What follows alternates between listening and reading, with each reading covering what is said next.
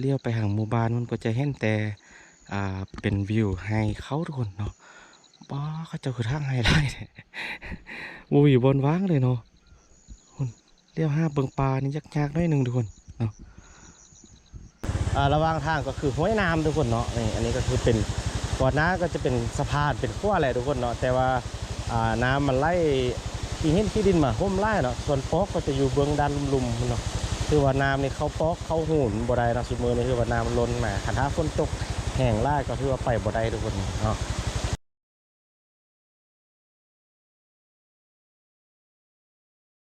นี่ทุกคนวิดีโอนี้บทเทคอยู่ที่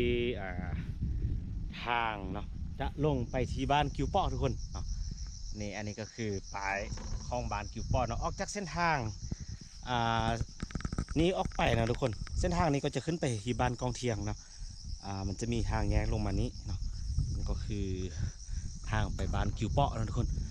ความยาวก็คือ2.8 กิโลเมตรทุกคนนะออกจากเส้นทางนี้ไปเนาะเบิ่งบรรยากาศบ้านกิวป้อจะเป็นได้เดี๋ยวบทเทคจะพาทุกคนลงไปเบิ่งบรรยากาศอยู่ที่บ้าน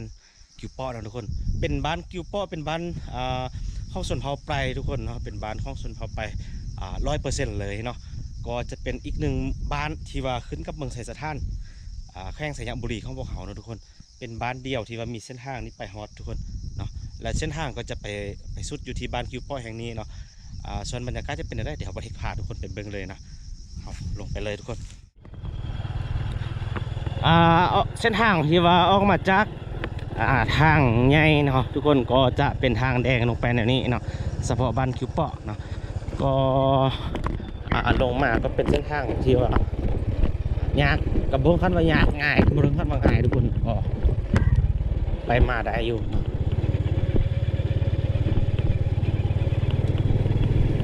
ช่วงนี้ก็เป็นช่วงเดือน6เนาะทุกคนฝนก็จะตกไล่เนาะนี่ทุกคนอยู่บริเวณที่ก็จะมีไฮเขาข้าเจ้าเนาะกวางเลยทุกคนเป็นไฮเขาที่ว่าเขี้ยวงามเนาะแต่ว่าโบเห็นข้าเจ้าอยู่นะทุกคนข้าเจ้าอาจจะไปล่างอื่นอยู่บ่เนาะ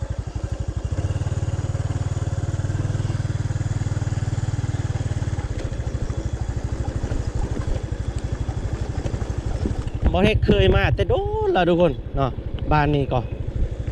บ่ฮู้ว่าปัจจุบันนี้เส้นทางลงไปนี้จะยากจะง่ายสำไรเนาะบ่เห็นก็อยากพาทุกคนลงไปเบิ่งเนาะเพราะว่าบ้านนี้ก็เป็นอีกบ้านหนึ่งที่น่าสนใจทุกคนเป็นบ้านที่ว่าตั้งอยู่บ้านเดี่ยวนะทุกคนเพราะว่าจะมีเส้นทางตัดลงมาแค่เส้นเดียวนี้เราก็มาสุดอยู่นี่เนาะมันเขาจะเสียเนี่ยให้ทุกคนบ้าสั่นแท้สั่นไล่เขาจะเสียเนี่ยอยู่ทุกคนเขางามเนาะเขางามไล่เขางามไล่ซ่องเบืองนี่แมนมดบ่นี่ของเจ้านี่ของพ่อเฒ่างามเนาะเขางามแล้วทุกคนเราจะเดินทางไปต่อทุกคนนะเราจะมุ่งหน้าไปที่บ้านกิวป้อคนเลยให้เบื้องต้นที่ก็ให้นะทุกคน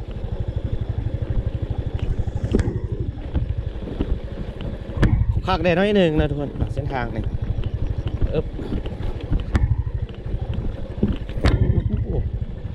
ให้ชัวร์ไล่เลยทุกคนเต็มไปแต่ให้เลยทุกคน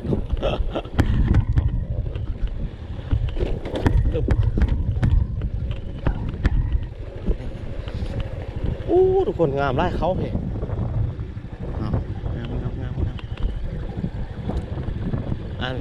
บ้านนี้เป็นบ้านอีกบ้านหนึ่งเลยทุกคนที่ว่ามีสวนกาแฟเนาะแล้วก็พร้อมที่จะ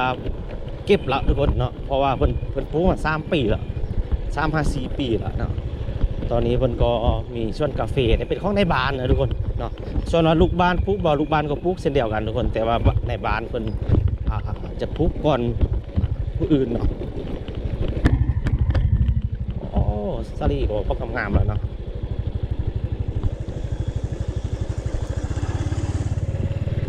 เพิ่นว่ามันเสียยาให้เพิ่นนี่เนาะ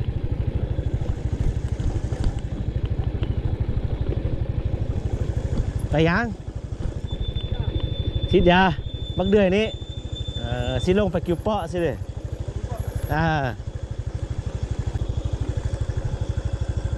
พูดทุกคนบ้านกิวเปาะนะเขาก็เริ่มที่จะเลี้ยวเห็นแล้ว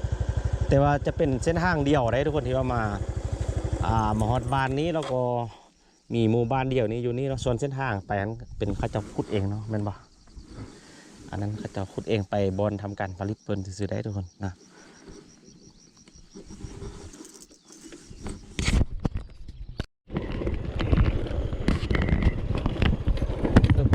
แล้วเขาก็ลงทางมานะทุกคนเขาก็ลงมาที่ลุมที่เนาะก็ใกล้จะไปฮอตในตัวบ้านของบ้านคิวเปาะแล้วนะเราจะลงมาเลยเส้นทางก็จะประมาณนี้ทุกคนเนาะถ้าว่ายากก็คันว่ายากนะทุกคนเนาะแต่จะเป็นทางแดงเนาะถ้าฝนตกก็คือว่ามืนพอสมควรแหละทุกคนนี่เขาก็ลงมาฮอดจุดที่ว่าใกล้ๆกับหมู่บ้านนะทุกคนเขาก็เลี้ยวเห็นนะเขาจะแวะเบิ่งสวนกาแฟของในบ้านบึ้งนึงทุกคนเนาะนี่และอันนี้ก็เป็นสวนกาแฟของผู้ใหญ่บ้านทุกคนเนาะอยู่ที่บ้านกิวเปาะเนาะต้นจะบ่ใหญ่ทุกคนเนาะก็จะประมาณนี้แต่ว่าเป็นมาร์กแล้วเนาะแต่ละต้นนี่คือว่าเป็นมาร์กหมดทุกต้นเลยเนาะโอ้นี่ทุกคนโอ้ทางนี้ก็ถือว่ามีต้นที่ว่าเป็นมาร์กเนาะทุกคนนี่ก็อาจจะเป็นพันธุ์อาราบิก้าแหละทุกคนเนาะนี่โอ้จะโบแมนแต่บอนเดียวนี้เนาะห้องผู้ใหญ่บ้านเนาะก็จะมีอยู่แถวในตัวบ้านพุ่นอีกจำนวนหนึ่งเฉพาะส่วนกาแฟทุกคน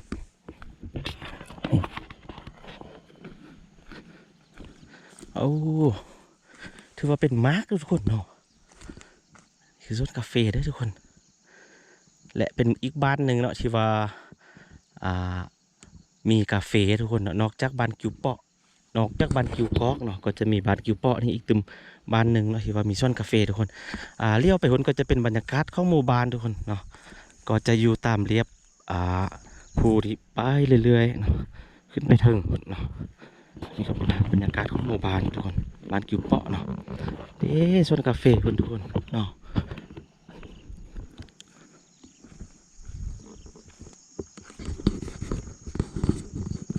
เดี๋ยวประเทศพาทุกคนขึ้นไปเฮิงมันอีตึมนะทุกคน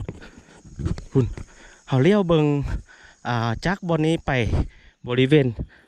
ในตัวบ้านเพื่อนก็จะมีส่วนกาแฟอยู่ลุมบ้านทำนั้นก็จะเป็นส่วนกาแฟหมดเลยทุกคนเนาะเห็นอยู่คุณโอ้ครับทุกคน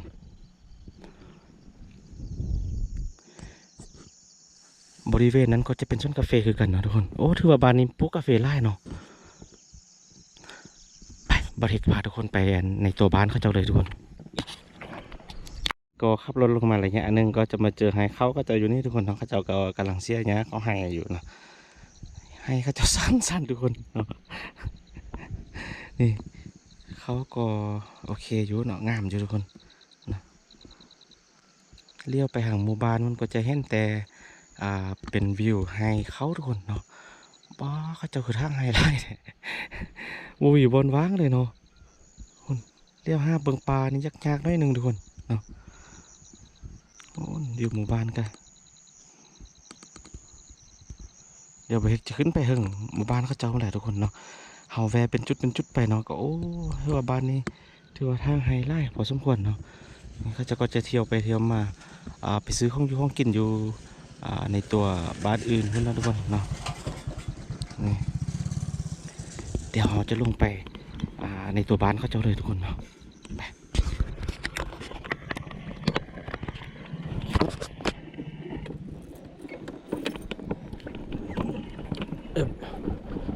ทางเราจะ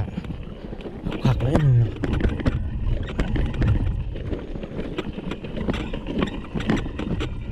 โอ้ว่าภายในบ้านจะมีคนอยู่บ่นะทุกคนคือดังประเทศเคยได้เว้ามาไล่บ้านนี่แหละช่วงนี้ถ้าเข้าไปแล้วเบิ่งบ้านเขาเจ้านี่ก็จะส่วนใหญ่ก็จะบ่มีคนอยู่เนาะส่วนใหญ่คนจะไปให้ เสียยาเข้าให้เนาะช่วงนี้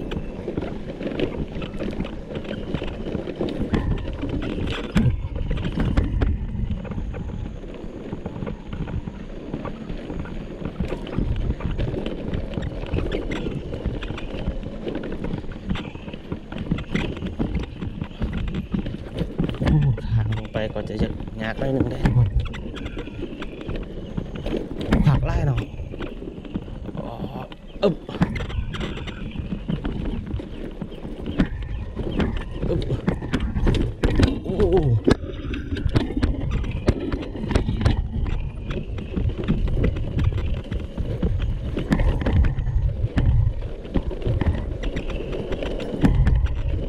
ส่วนใหญ่ก็จะไม่มีรถมีลาทางอื่นมานะทุกคนเนาะส่วนใหญ่ก็จะมีแต่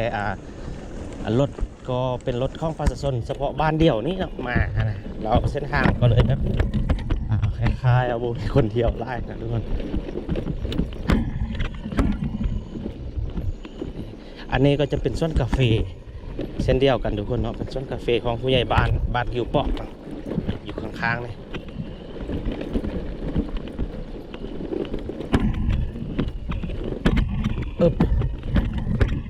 โอ้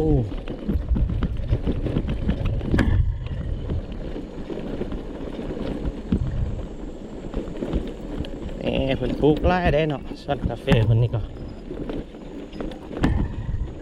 อย่างต้นน้อยอยู่ทุกคนเนาะแต่ว่า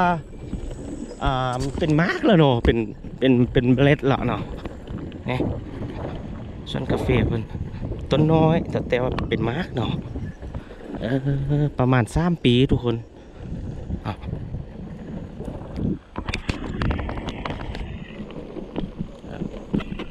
พูดที่ว่าเขาเรียกให้อยู่ลุมมันอยู่ฟากเบื้องนั้นก็จะเป็นกาแฟเช่นเดียวกันนะทุกคนเนาะข้าเจ้าก็ปุ๊บได้เนาะ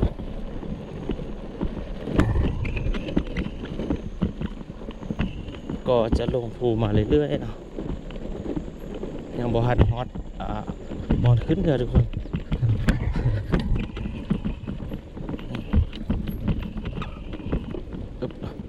โอ้แถวนี้ขันฝนตกนี่คือว่าขึ้นบ่ได้เลยทุกคนนี่มันเป็นดินดานเนาะ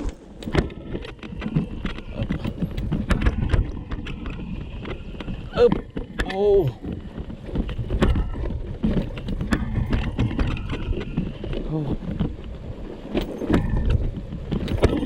มดขักทุกคนข้างล่างเลยหลังจากที่เราลงมาฮอตเนาะฮอตสุดบอลที่ว่าลงผูอย่างเดียววันนี้จะขึ้นผูอย่างเดียวไอ้ทุกคนไปในตัวบ้านเขาจะมันเนาะโอ้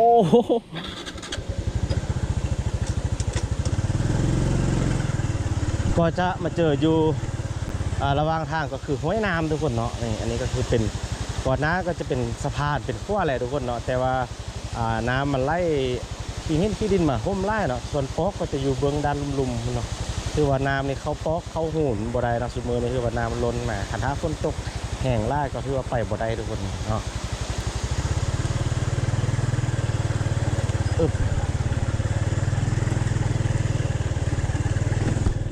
พระเจ้าจะมีทางเว้นขึ้นไปทางเทิงพี่เนาะ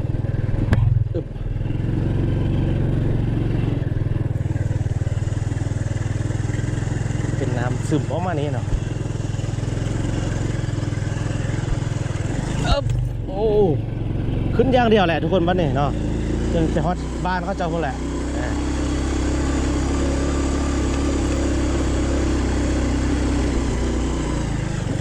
โอ้ตัวนี้มันสไลด์ลงมาเป็นโนนเลยทุกคนอันนี้นี่มันบ่มีต้นไม้ใหญ่เลยทุกคนเนาะมันก็ได้แบบสไลด์ลงมาเลยเป็นดินต้มเหมือนเนาะสไลด์ลงมาเลยพี่มาฮอตท่อนห้างพี่ละทุกคนมันมาเป็นโน่นเลยเนาะมาแต่เฮิงผมได้นี่แหละทุกคนสาเหตุที่ดินสไลด์เนาะก็ย้อนบ่มีป่าไม้ย้อนเขาเจ้าห้างให้ไล่นี่แหละเนาะโอ้ถ้าฝนตกอีกเต็มหานึงนี่ว่ามาตัดทางเลยทุกคน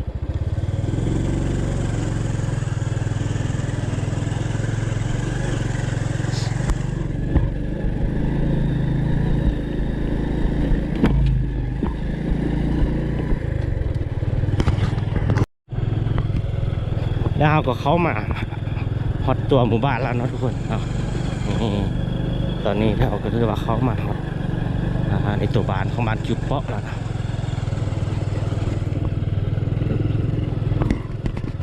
เราจะไปจอดรถในโรงเรียนนะทุกคนแล้วเราก็จะพาทุกคนเลาะเบิ่งบรรยากาศเนาะ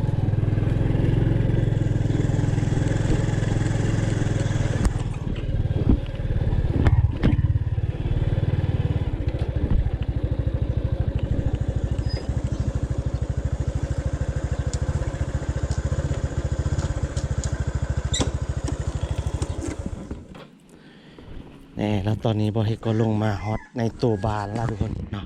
อันนี้ก็คือจะเป็นตัวบานของบานกิวเปาะเนาะ เส้นทางลงมาก็ยากพอสมควรแล้วทุกคนเพราะว่ามันเป็นทางภูลงมาอย่างเดียวเนาะส่วนหมู่บ้านเขาเจ้าก็จะอยู่ตามเรียบสั้นภูลงมาจะลงไปฮอตลุมพูเนาะแต่จากนั้นบอเฮกพาทุกคนเลาะเบิงบรรยากาศภายในหมู่บ้านเขาเจ้าได้ทุกคนนะทำอิฐบอเฮกว่าจะพาทุกคนเลาะเบิงบรรยากาศอยู่ภายในบ้านกันเนาะแต่ว่าพอดีเจอกับผู้ใหญ่บ้านเนาะผู้ใหญ่บ้านเพิ่นส่วนไปเบิงเขาเจ้าแป้งขั้วเนาะทุกคนเขาเจ้าแป้งขั้วน้ำที่ว่าใหญ่แหละทุกคนขั้วน้ำปูดเนาะที่ว่าเตรียมข้ามไปบอลทำการผลิตของเขาเจ้านะเนาะผู้ใหญ่บ้านคนส่วนบอเฮกไปนะเดี๋ยวบอเฮกจะพาทุกคนไปเบิงนะทุกคนว่าเขาเจ้าเฮ็ดขั้วข้ามนี่เขาเจ้าใส่แรงงานน้อยแรงงานไล่ปานใดเขาสวยเลือกกันเดี๋ยวได้เนาะก็จะเป็นแบบว่ารวมด้วยช่วยกันนะทุกคนแบบออกให้งานรวมบานชีนาเนาะเนี่ยผู้ใหญ่บ้านเพิ่นจะนำน้าไปเนาะ